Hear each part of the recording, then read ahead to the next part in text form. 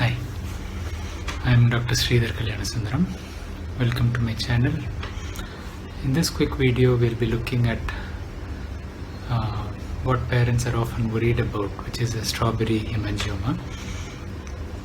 We get small vascular growths, which are called hemangiomas, and these are not tumors. In medical terms, we call it hamartoma, which is just excessive proliferation. The regulation of the tissue development is a little off, and so you get excess development of certain type of tissue. In this case, it's a blood vessel, and this proliferation is called a hamartoma in medical terms. It doesn't grow into a tumor. In most cases, it's self-resolving. And one particular type of hamartoma that happens in babies is called a strawberry hemangioma. The reason we call it a strawberry hemangioma is because it grows on its surface like a strawberry. You can refer to the thumbnail where I have posted a couple of images of this. And do we need to be worried about it? In the newborn period, we often don't see it as a strawberry. We may see it as a slightly red area on the skin. It can happen over the forehead, it can happen over the face, it can happen on the body. And over the first few weeks, it grows in size. So by 6 months or so, it reaches a reasonable size if it is supposed to grow. If it doesn't grow and it stays flat and it disappears, it's fine. If it does grow and becomes like a strawberry, most of the time it doesn't need any treatment. You need to maintain the surface intact. You can use moisturizer so the skin integrity over it is maintained. Make sure there is no trauma because it's a vascular or blood vessel filled lesion, so if it gets hurt, it may bleed. One of the main complications of a strawberry hemangioma is ulceration. So the surface covering sloughs off, and this leaves an ulcer which is difficult to treat because it's soft blood vessel inside and it may break more and more and spread. So the ulcer can become quite deep or big and it's difficult to treat.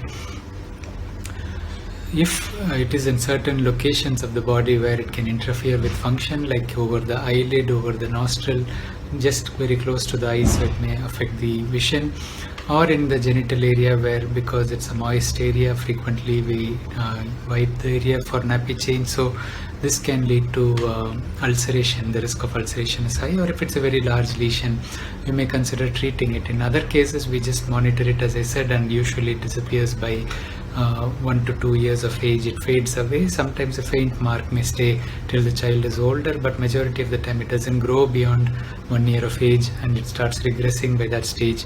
It means it becomes smaller, and then by 2 to 3 years it mostly vanishes. So the treatment, if it is needed, it's usually in the first few months. After that, it's going to stop growing and regressing on its own. There is a recent video on my channel which is more medical, which is meant for detailing skin rash in babies. You can refer to that as well. A little more information is there. If you do need treatment, there are 3 options. One is steroids, which are not totally safe medicines. They have side effects, and it doesn't help as much.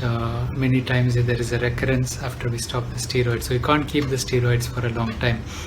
We used to use steroids before, and nowadays we have moved on to a medicine called propranolol, which is actually hormone blocker and beta blocker, we call it. It has been studied in babies for the past 10 years or so. It was unrelated finding that led to finding out that propranolol helps in treating hemangioma. When they were giving it for another condition like hypertension in a baby who had a hemangioma, we noted that the hemangioma faded. So this was about 15 years ago, and since then it has been used for this purpose, and last 10 years or so we are getting more confident, and it's a fairly safe treatment, except that it has effects on your blood sugar and effects on the blood pressure. So whenever we start the medicine or increase the dose, we need to keep the baby for a few hours in the hospital, observe and make sure that it is safe to increase and continue. The treatment, it prevents the growth of the hemangioma fairly quickly, but to totally regress may take a few months. So we need to continue it for a few months till the regression is there. Usually the effect is seen by 2 to 3 weeks at least, and you may continue the treatment based on that. And if the effect is not adequate, you go in steps to increase the dose.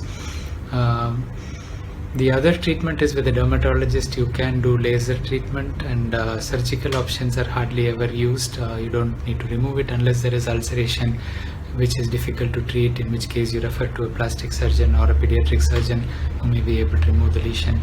So there are many other types of birthmarks. Some of them are deeper hemangiomas called cavernous hemangiomas. You may need to do an ultrasound to look for evidence of hemangiomas in other parts like the liver or in the brain if there are multiple hemangiomas on the surface.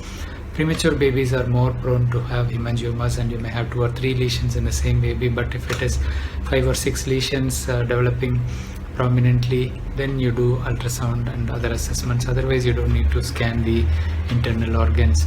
So I hope this video is helpful, and do share. Thank you.